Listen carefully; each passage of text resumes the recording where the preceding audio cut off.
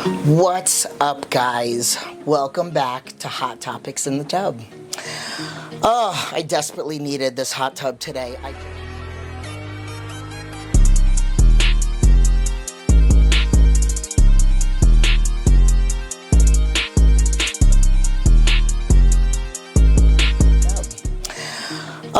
desperately needed this hot tub today. I just did a leg workout, and it was brutal.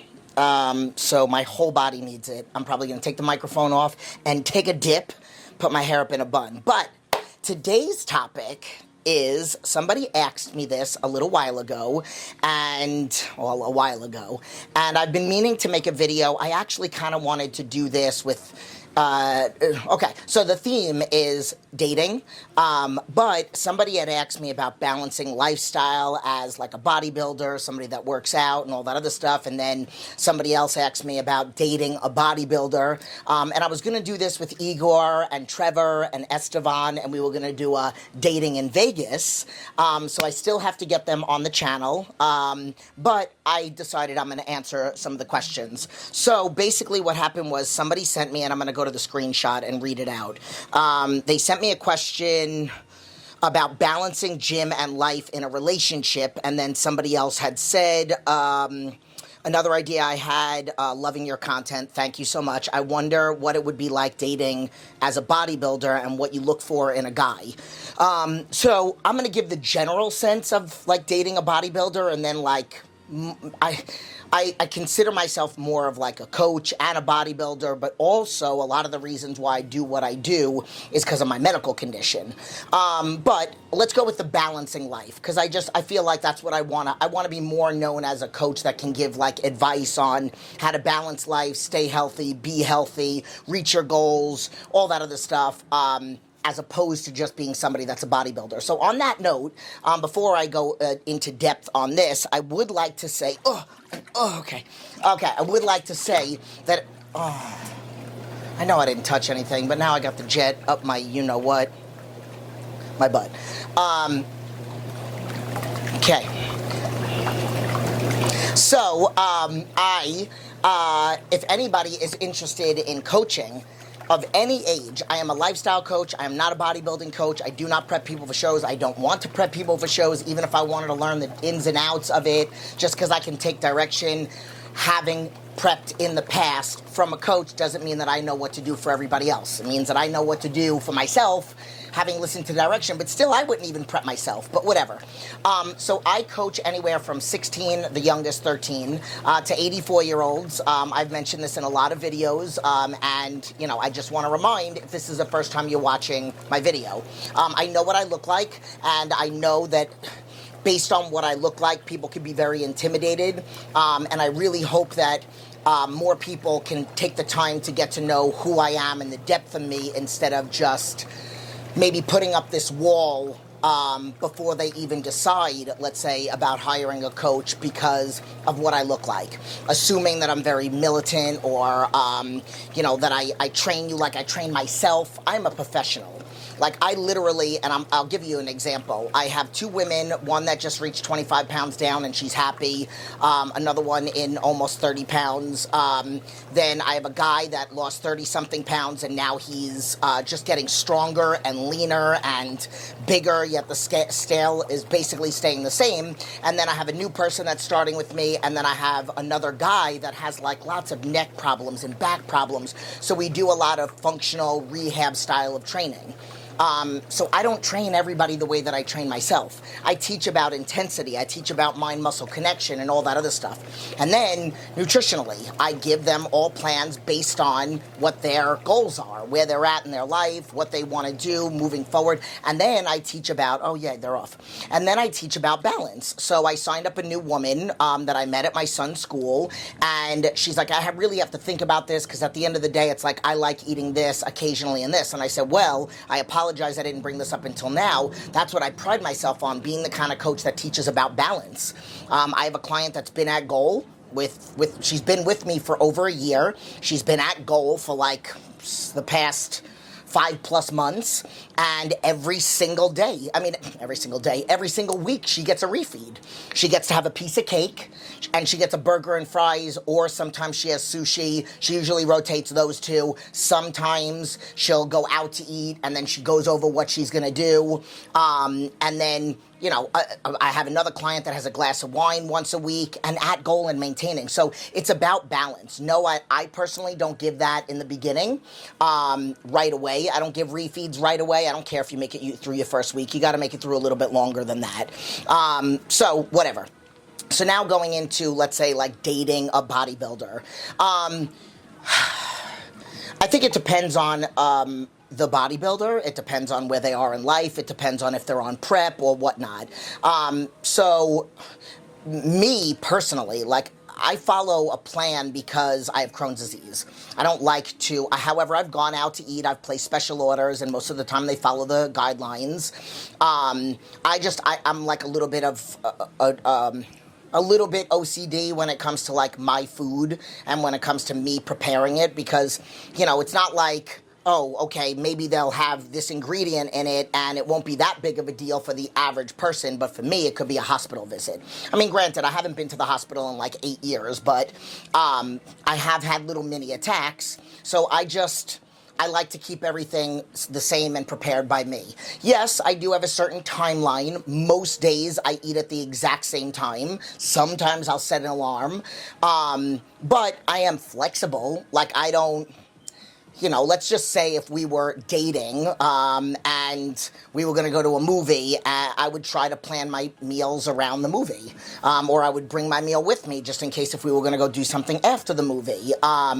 You know, if we wanted to go out, maybe I would plan for, I don't necessarily like to do refeeds very often if I feel like I don't need it. I really only feel like, somebody just asked me this recently, how often do I do them? And I said I only do them if I feel like I need it. And of course I ask my coach, because I have a coach too. And I run it by him, and if for some reason I don't hear from him, which I almost always do, but if I messaged him maybe when because I believe in boundaries and teaching people about boundaries, and I'm always telling him that he needs to have them.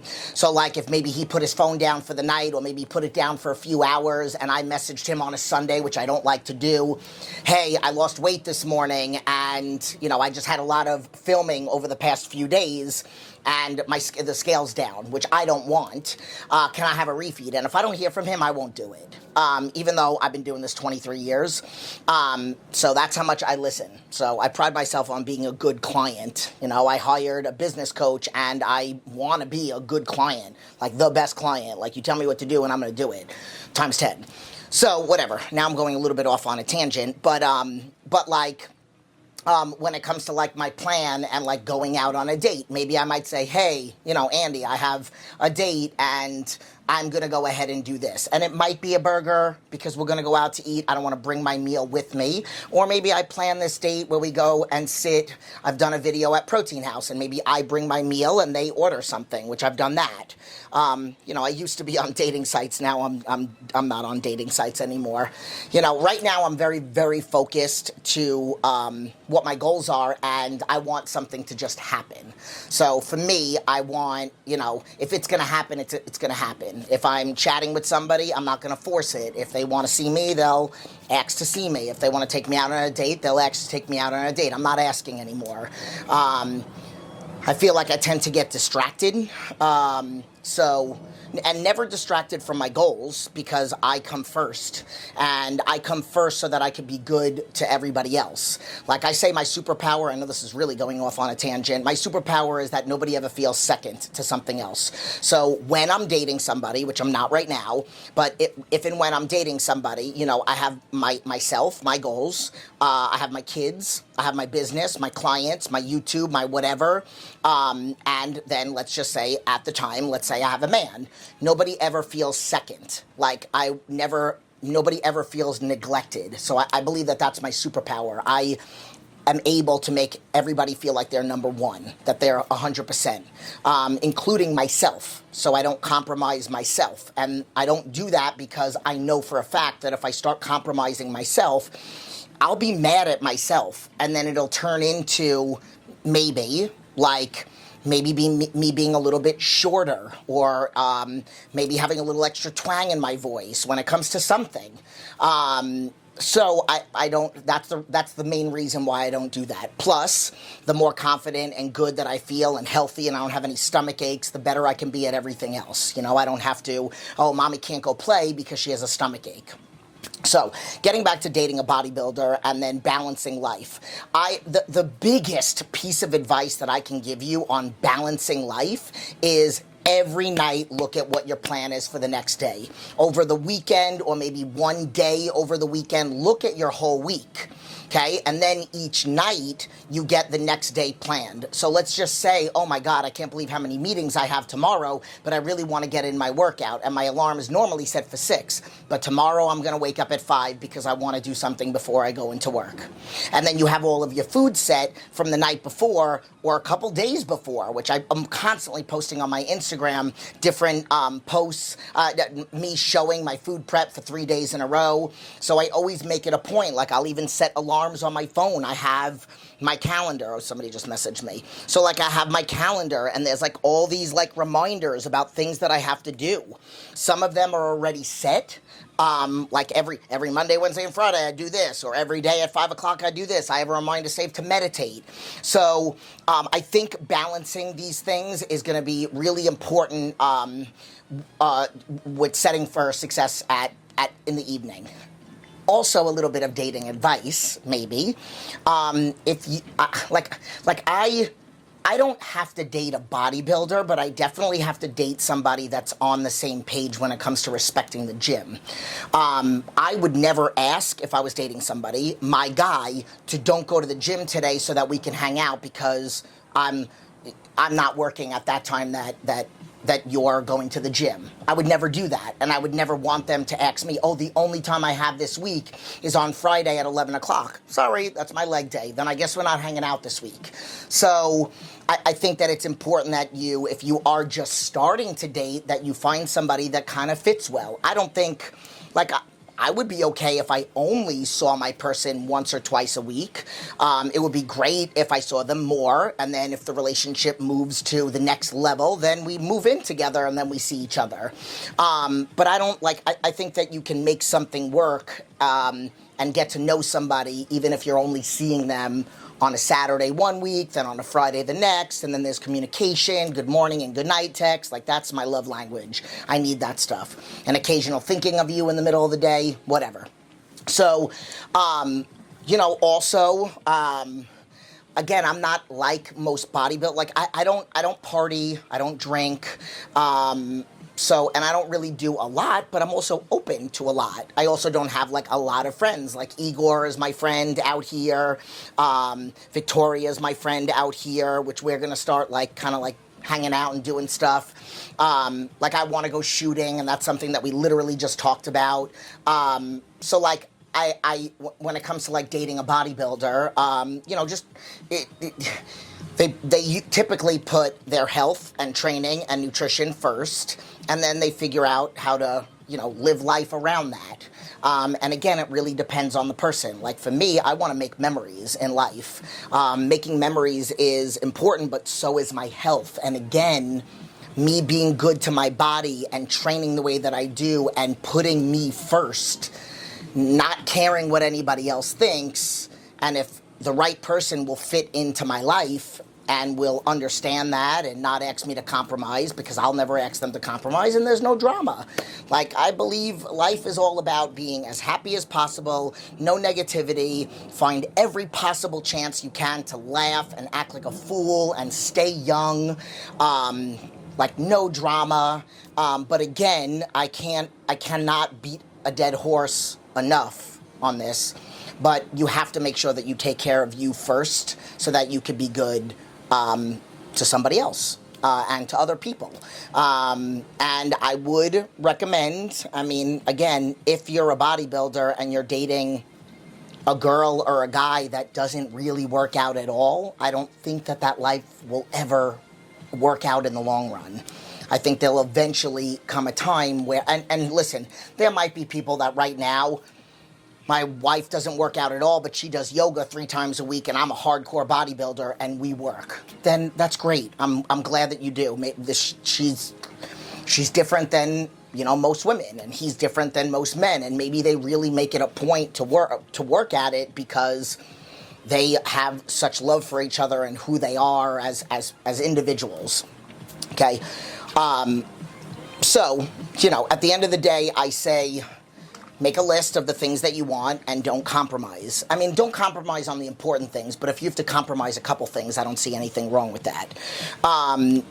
And that's it. So if you are dating a bodybuilder and you're new to it, you have to be understanding to scheduling, food, measuring. Like, you can't say, oh, what's the big deal if I don't weigh it, if I just put it on the scale. I mean, if I just put it in the plate, it is a big deal. So either you are okay with the things that this person does, or you're not, and then you decide if you want to be with them or not. And then in reference to, you know, basically, that was their question. Hold on, let me go back to it and read it a little bit more.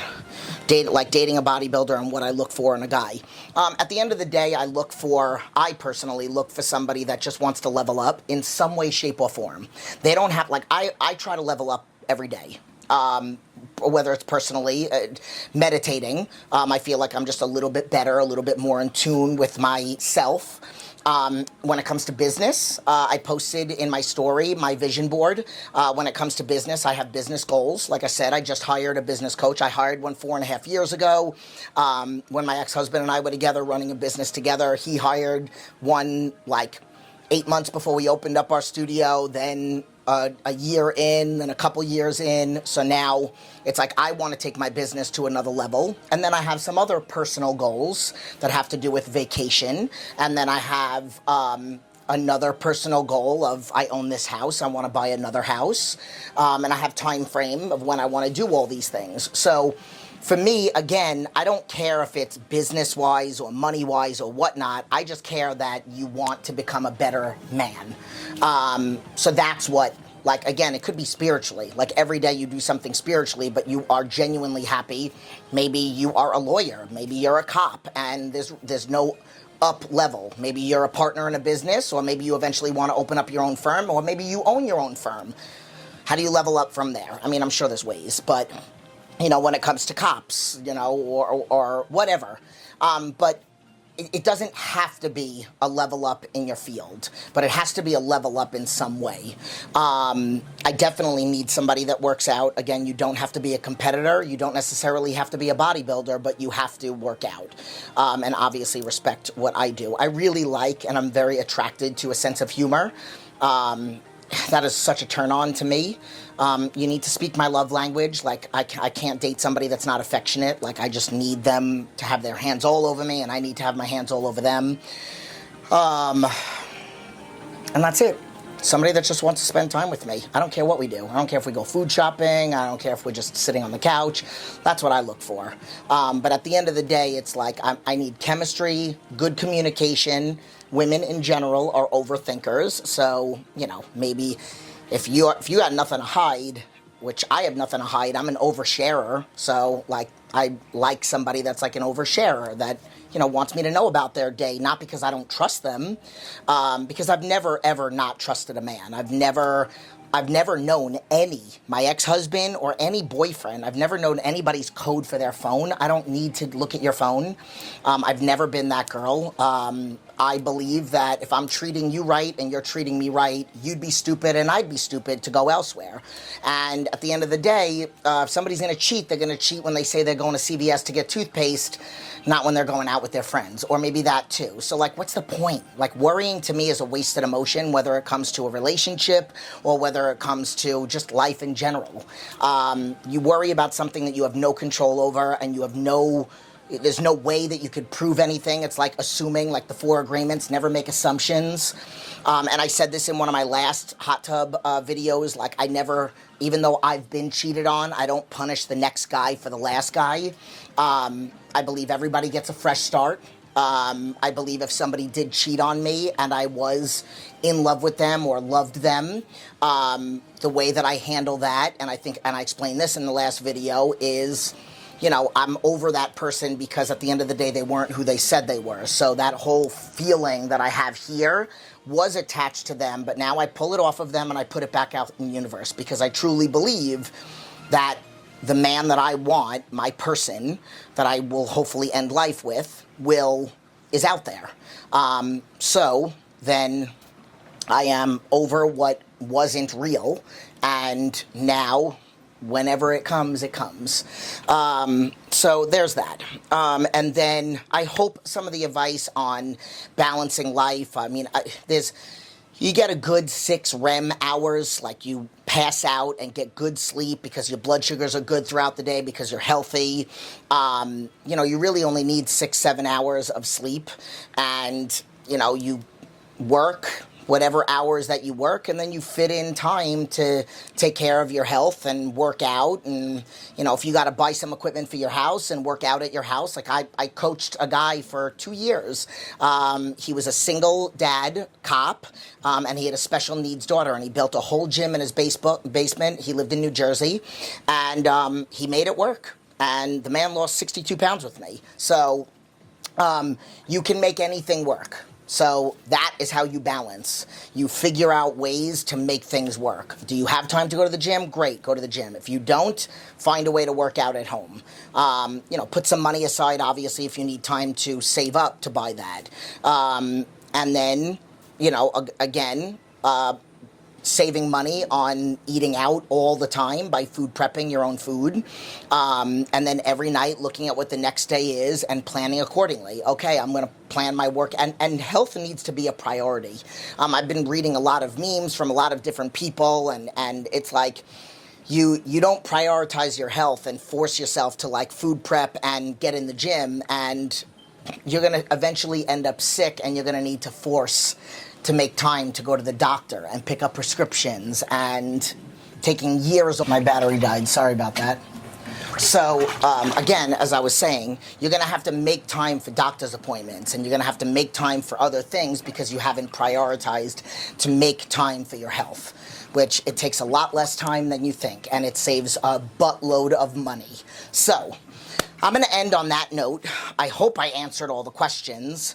Somebody also asked me, and this isn't really like, I didn't want to make a full video about this, but somebody had a really bad experience with a coach, and how do they handle that? So I will tell you, when we first adopted, so my first son is mine, biologically mine. My second son is mine too, but we adopted him. And as soon as we got back from the other side of the country where we adopted him, right out of mommy and into my arms, and then he was legally mine like half a year later, more than half a year later. So he was born in 2015, and he was mine on March 4th of 2016. Hours, whatever. Me and my ex-husband. So right when I got back from that trip, and I don't know why one had to do with the other, but I decided that I wanted to change my physique, and I hired my first coach. And all I'm going to say is I bulked with him. I didn't like his style. He was very like, oh, just snack on this. And I'm like, you can't tell somebody that used to have an eating disorder to just snack. Give me an exact number. I don't want to do that. And I'm like, you got to do that. Like, I'm asking you to do that. You can't tell me that I just snack when I'm hungry, because people with eating disorders don't get hungry. We just eat out of emotion a lot of the times. And here's the thing. Yes, I have mastered my coping skills. But again, when I'm now doing something I've never done, I didn't want it to trigger. So whatever. So long story short, all I ended up doing was putting on like a certain amount of pounds, I don't even remember, of body fat.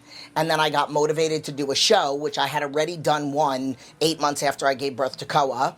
And then I did another one 2 years later. So then fast forward, this is 4 years after that, and I hire him, and he dieted me down, and I looked worse than I looked at the other shows. And all I did was gain body fat. I gained no muscle. Because when I dieted down to as lean as I usually get, I feel like I lost muscle. So I said to him, and I really struggle with this because I'm all about loyalty and all that other stuff. And, you know, I have clients that have been with me for 14 years. And if anybody was ever not happy with me, I would want them to tell me. But whatever. So in my mind, I was saying to myself, I can't, I'm not going to re-sign with this guy. And I had done some research prior to telling him, and I found somebody that specialized in, or that has worked with people with medical conditions. So that was kind of my out. I said, let's say his name was John, which it wasn't. I said, hey, John, listen, I really enjoyed my time with you, but I think I want to work with somebody that has a little bit more experience with my medical condition. And he said, I felt really horrible and all that other stuff because I try to be really loyal. And he goes, listen, don't trip. And he goes, I've had my share of coaches. He goes, I get it. I go, I think you're a great coach. I just don't think you're a good fit for me. That's what I've said things like that to guys too. Like, you're a great guy, and there's nothing about you that you should change, but there are things about you that don't mesh well with me. So I think you're a great guy, just not a great guy for me. You just got to think about what your needs, and you could use that line. Listen, I think you're a great coach. I just don't think we are on the same page, or I just don't think that we mesh well together. You don't have to go into detail. You don't owe anybody an explanation. So, listen, I wish you all the best, but this is going to be my last. And do the courtesy. I mean, this is as a coach. Give them the courtesy of letting them know like 30 days in advance. Don't tell them the day before your payment is about to come out. So, that's it. So I hope you guys like this video. Please like, subscribe, share to the channel, comment on videos, let me know what you want my next hot topic to be, and go check out some of the videos in the past from workouts and all that other stuff, and I will see you guys in the next video.